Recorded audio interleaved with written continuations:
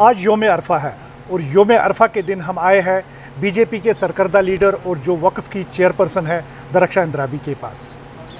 अगरचे यहाँ पर ईद की प्रिपरेशंस है और ईद की प्रिपरेशंस क्या है वो इनसे ही जानने की कोशिश करेंगे, लेकिन उसके बाद जो है एक बड़ा इवेंट आने वाला है वो 20 तारीख को होने जा रहा है, यानी कि 21 तारीख को होने जा रहा है। उसमें 20 तारीख को यहाँ पर कंट्री के प्राइम मिनिस्टर मिस्टर मोदी यहाँ पर आ रहे हैं।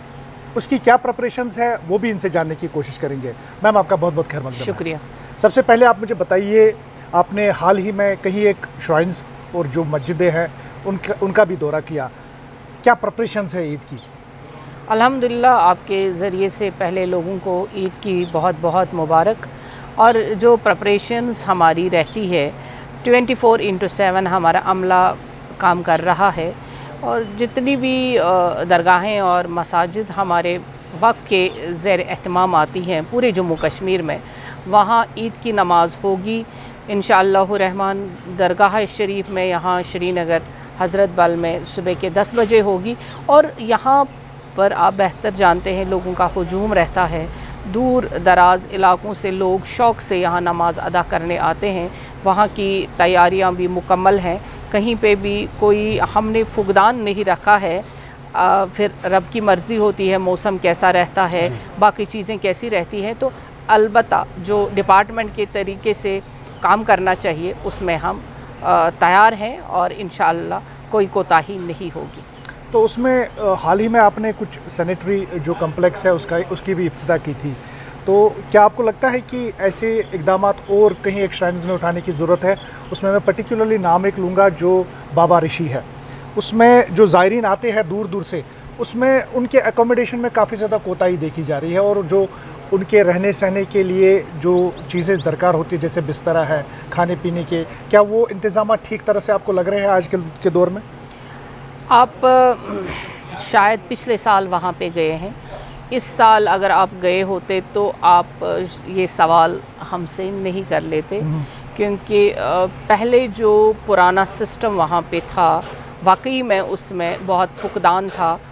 आज लंगर का सिस्टम टोटल चेंज हो चुका है, रहने सहने का इंतज़ाम सारा चेंज हो चुका है, साफ़ सफाई का ख्याल वहाँ पूरी तरह से रखा जाता है।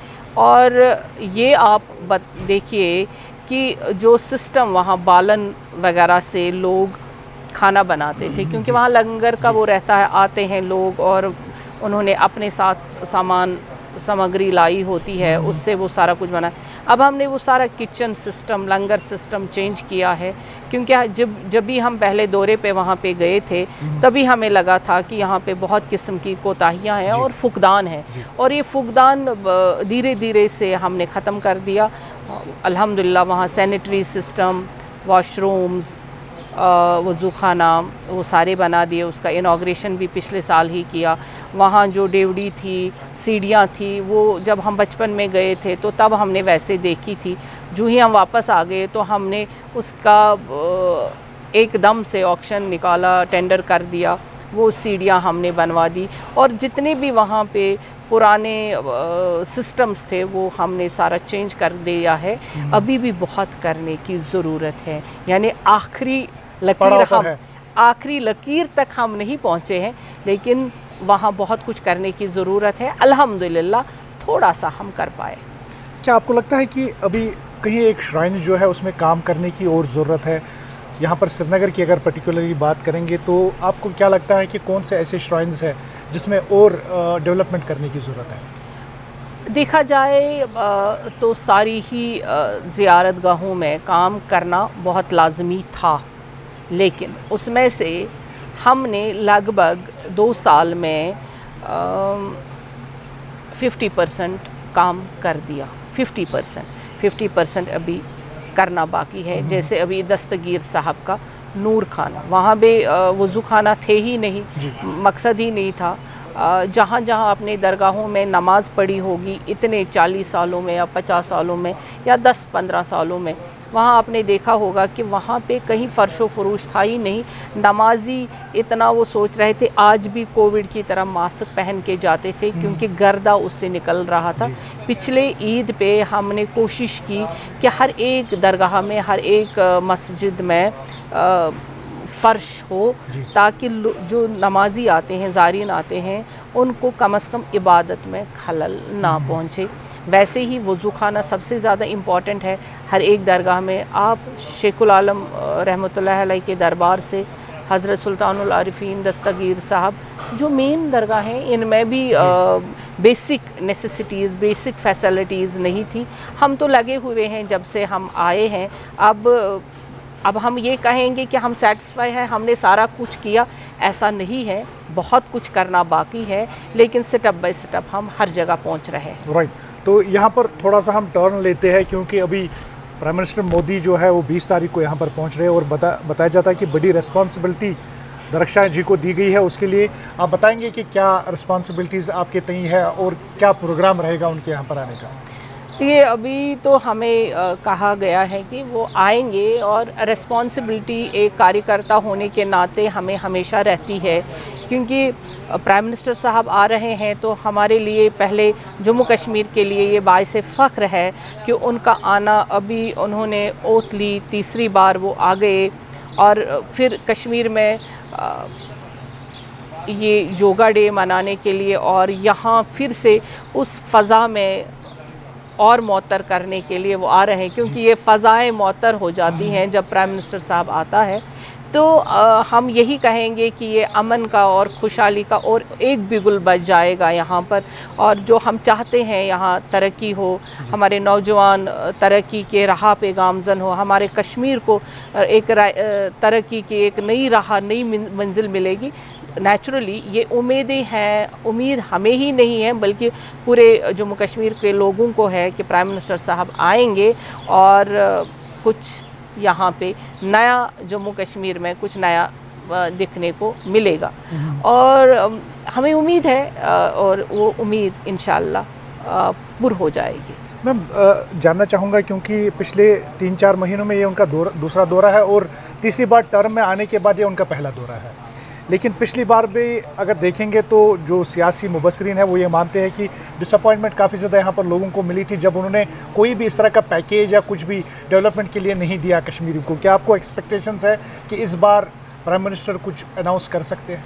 तो ये वो कब नहीं देते हैं, आप बजट सेशन देखिए, प्राइम मिनिस्टर साहब या हमारे बजट में आप देखिए, जो पहले के ज़माने में बजट होता था उसके इवज़ में आज 3 गुना 4 गुना हमारा बजट बढ़ गया है। ये ज़रूरी नहीं है कि प्राइम मिनिस्टर साहब आएँ और उसी वक्त कुछ बोले, वो जायज़ा लेते हैं, बैठते हैं, बात करते हैं, तमाम अफसरान से मिलते हैं, लोगों से मिलते हैं, फिर वो राय जानते हैं कि अब किस चीज़ की कमी है, कौन सी चीज़ हमें और करनी है, कौन सी चीज़ नहीं हो रही, जो हम जानते हैं जैसे होना भी चाहिए वैसे। अब आए, क्योंकि ये इलेक्शन का दौर नहीं है या कुछ ऐसे नहीं है, और हमारे प्राइम मिनिस्टर साहब कोई वो ऐसी बात नहीं कहते हैं जो मुमकिन ना हो। हर एक चीज़ मुमकिन होती है, क्योंकि वो सोच और समझ के साथ, समझदारी के साथ वो चीज़ें कश्मीर को उन्होंने दी भी। आप देखिए 19 के बाद अब अमन, खुशहाली और तरक्की। पहले कोई फुटफॉल नहीं हुआ करता था टूरिज़म का, टूरिस्ट नहीं आते थे, डर होता था, परेशानी होती, हमारे होटल खाली होते थे, हमारे दुकानों पे कोई नहीं जाता था, हमारे शिकारे खाली रहते थे। टुलिप गार्डन की बात आती थी, जब भी प्रधानमंत्री मोदी जी ने वो ट्वीट कर लिया, लोग जोक दर जोक आने लगे, लेकिन फिर भी एक खौफ था, हिरासा। आज तो आपको होटल में जगह नहीं मिलती है। ये है हमारे प्रधानमंत्री जी का विज़न, और जो हमारा प्रधानमंत्री जी जम्मू कश्मीर के लिए कर रहा है, ये पिछले 50-60 सालों में नहीं हुआ था। हमें यकीन रखना चाहिए अपने प्रधानमंत्री जी पे, ताकि हम उसी यकीन के साथ इस जम्मू कश्मीर को फिर से जन्नत बनाएंगे। मैम, आखिर में जानना चाहूँगा, क्योंकि आपने पीस और खुशहाली की बात की, लेकिन वही अपोजिशन लीडर्स की अगर हम बात करेंगे, बड़े लीडर्स हैं यहाँ पर, उन्होंने कहा कि कन्फाइन रखा था हमने कश्मीर तक ही मिलिटेंसी को, अब जम्मू तक पहुंची है। इस स्टेटमेंट को कैसे आप देखते हैं? यानी वो हैंडलर्स थे, जो आपका सवाल है कि वो कह रहे हैं हमने कन्फाइंड रखा, क्या वही चलाते थे? उन्होंने यहाँ तक महदूद रखा था और आज वो पार चला गया। अगर वो है तो वो वाज़ेह करना पड़ेगा उनको कि अगर उन्होंने यहाँ तक ही महदूद रखा था, यानी कश्मीर को उन्होंने हेल बनाया था। ये तो सवाल ही अजीब सा है जो वो बोल रहे हैं। अगर वो मिलिटेंट उसको चलाते थे और कहते थे सिर्फ कश्मीर में ही आपको मिलिटेंसी करनी है, बाकी नहीं करना है, तो ये तो पहले मतलब अफसोसनाक सवाल है। अगर ये कहीं बॉर्डर पार से आती है और टेररिस्ट का जो हम मानते हैं, हम जानते हैं, कोई सरहद ही नहीं है, कोई जम्मू या कश्मीर नहीं, कोई पूंछ या राजौरी नहीं है। उनका एक टारगेट रहता है कि कैसे हम अफराद तफरी फैलाए, वो कर रहे हैं। और हमारी सिक्योरिटी एजेंसियां, हमारी गवर्नमेंट इतनी सक्षम है, ये भी ज़्यादा देर नहीं रहेगा, उनको भी अपने पाए तकमील तक पहुंचाया जाएगा। आज एक हाई लेवल सिक्योरिटी मीटिंग थी, उनकी इंटेलिजेंस भी उसमें शामिल थी और कहीं एक जो आला अफसरान है वो भी है। What is your expectations from that meeting? देखिए, होम मिनिस्टर साहब ने जो ये मीटिंग बुलाई थी, ये बट नेचुरल है कि हमारी एक्सपेक्टेशंस हमेशा, चाहे वो पहले थे या आज, हमारी रहती ही है गवर्नमेंट ऑफ इंडिया से। और वहाँ जो फ़ैसले लिए जाते हैं वो हमेशा कश्मीर के हित में रहे, जम्मू कश्मीर के हित में रहे। और जो ये सिक्योरिटी सिनेरियो आज है, ये बहुत जल्द जो अभी यहाँ पर है इससे ऊपर हो जाएगा। और कोई ऐसी परेशानी नहीं है, जहाँ तक हमारा पुलिस, हमारे फोर्सेस सक्षम है, यहाँ इतना चिंता करने की ज़रूरत नहीं है। आखिर में जाते जाते ये ज़रूर जानना चाहूँगा, क्या असेंबली इलेक्शंस यहाँ पर अभी ज़रूरी है? अगर ज़रूरी है तो बीजेपी अपने आप को कहाँ देखती है? देखिए, जैसा कि आप सब जानते हैं, हम जानते हैं कि हमारे गवर्नमेंट ने, हमारे प्राइम मिनिस्टर साहब ने भी, हमारे होम मिनिस्टर साहब ने भी बताया है कि इलेक्शंस होने हैं।